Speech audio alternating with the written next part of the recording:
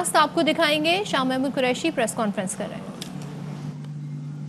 Ambassador is constantly in touch with the local authorities in Kabul, ensuring safety and safe transportation of those people who are coming into our embassy in safety and then have to be transported to the airport. By and large, my information is that the situation in Kabul is calm, but there's pressure around the airport. There are thousands of people stranded at the airport, trying, desirous of leaving. The number keeps fluctuating, but it's a large number. And that is, the focus of attention of media, international media as well.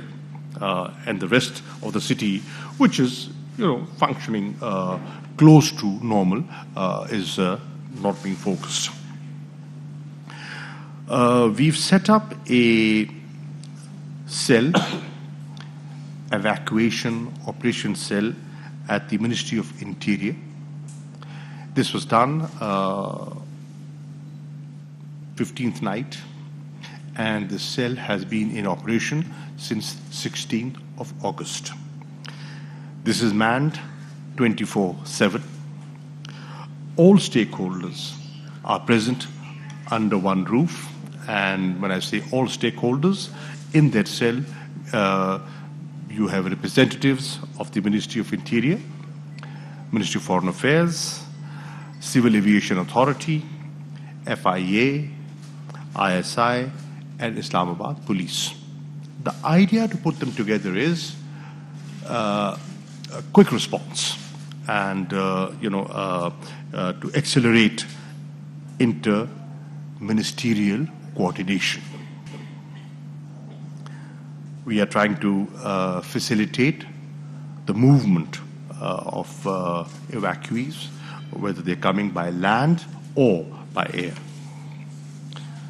We've also established a facilitation center at the Islamabad International Airport.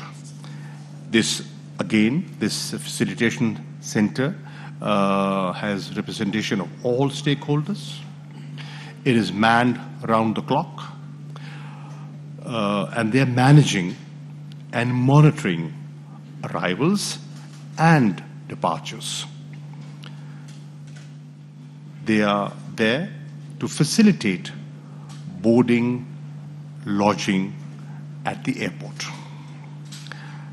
We have set up a crisis management unit at the Foreign Office, and that again is working around the clock, so that if missions require information, assistance, they can liaise with them.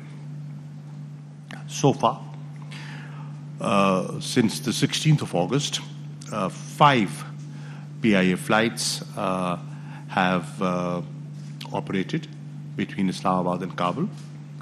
And on these flights, we have brought back 542 foreign nationals and 91 Pakistanis. We've also been giving permission for overflight. We are liberally giving permission for overflight. And our airspace is being allowed. Its usage is being allowed, and so far, 56 such permissions have been given. Landing permission is also being given. We could not give a blanket permission, but we have shared this with everyone, that we will facilitate all requests to make it easier for them. And so far, 17 foreign airlines have benefited, and they have undertaken 133 sorties to carry people out of Kabul. 28 nationals of 28 countries have benefited from the facility that Pakistan is providing. World Bank officials have benefited, and we have successfully evacuated 293 World Bank officials based in Afghanistan. In total, so far, we have Pakistan has facilitated the evacuation of 3,234 foreign nationals and international organization reps. Out of these 3,234, 323 are Pakistanis, and the rest are foreigners. I want to, through this presser, assure the international community that Pakistan, as a responsible country and as a partner in peace, will continue to be supportive. Our objectives are aligned.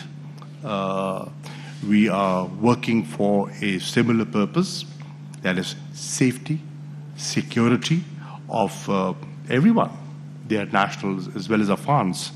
Our desire is to have peace and stability in Afghanistan. We are working for an inclusive interim arrangement over there so that it has not just broad-based representation, it has wider acceptability. And this role is being recognized. I am happy to share with you, every foreign minister that has engaged with me has, whatever I shared with them, my assessment of the situation in Afghanistan, what we are doing, what we intend to do, their views are in sync with us. Our thinking and the international thinking is aligned. And they feel that Pakistan is playing a very vital and a very critical role in these challenging times. I would like to acknowledge and appreciate the work of our staff in Kabul and our ambassador and his team. They are doing a wonderful job. So keep it up, and the world is looking towards Pakistan. You are aware of the fact that many embassies, in fact, very few embassies today are functioning in Kabul. And if I'm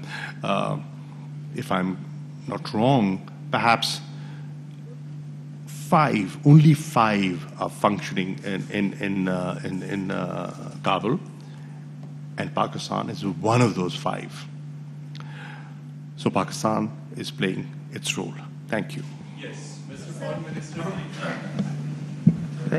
Thank you. I think the Honorable Foreign Minister has kindly agreed to take questions. May I request those desirous of posing a question to please indicate by raising your hands, and please also introduce.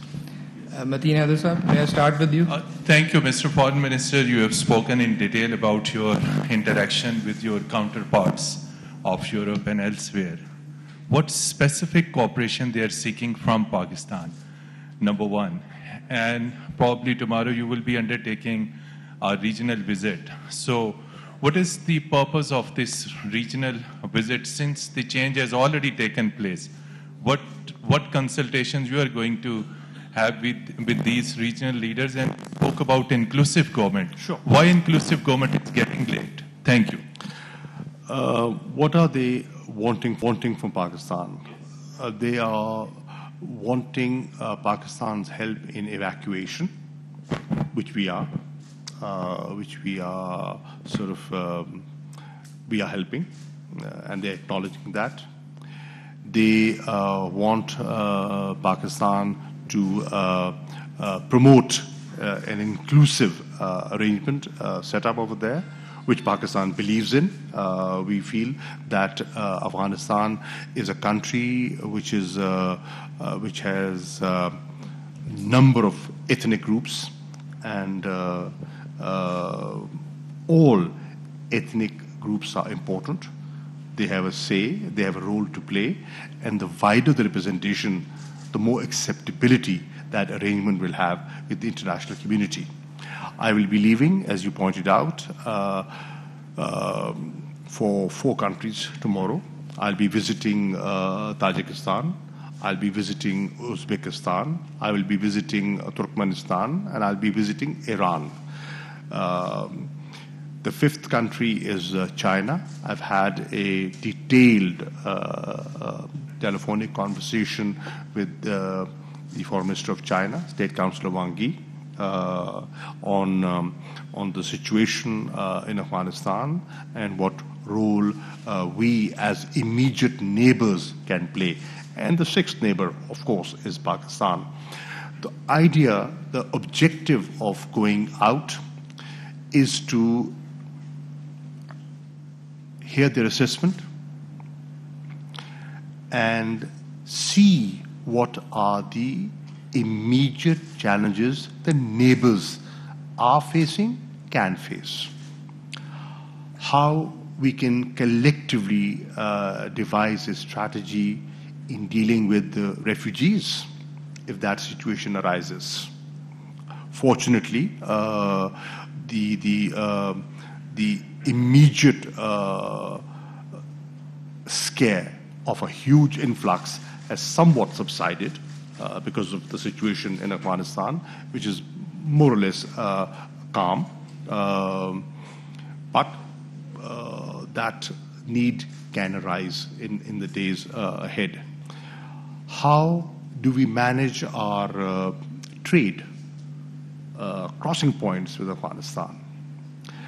How do we deal with people, who normally come in and out of Afghanistan? As you know, at an average, we had 25 to 30,000 Afghans coming into Pakistan on a daily basis. That's a huge number. How do we deal with the challenge of COVID-19? Because the situation in Afghanistan, I believe, is challenging. And how do we help them, and how do we protect ourselves? Because we're all going through, and Pakistan is going through its 4th wave. How do we deal with counterterrorism? What strategy should we have on that? There are so many challenges that the immediate neighbors face, and opportunities that immediate neighbors can benefit from in Afghanistan, and inshallah, hopefully, when it's peaceful and stable, how we can move forward in regional connectivity, that objective of regional connectivity, how can that be achieved? So it's important to have to consult with them and to have a coordinated regional approach. It's important because we have said it's a shared responsibility, and immediate neighbors have an important role to play. Can we have one from this side? On 3rd row, Mr. Heather, Zulkanan Heather, followed by the lady in the 2nd row on the right side. Please.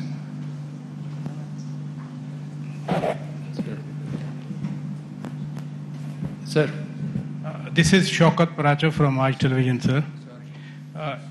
Excellency, the Foreign Minister of Pakistan, yesterday some Western media released a report that Taliban formed a commission on TTP, and thereby they have hinted if Pakistan announces a general pardon, these TTP members can go back with their families to Pakistan. So my question is, the assassins of over 80,000 Pakistanis, including General Sanaullah Niazi, General Mushtaq, Surgeon General of Pakistan, and your former leader who respected you a lot, Benazir Bhutto. खबरें और भी हैं, लेकिन यहाँ वक्त हो। अहम तरीन खबरें अब एक क्लिक की दूरी पर।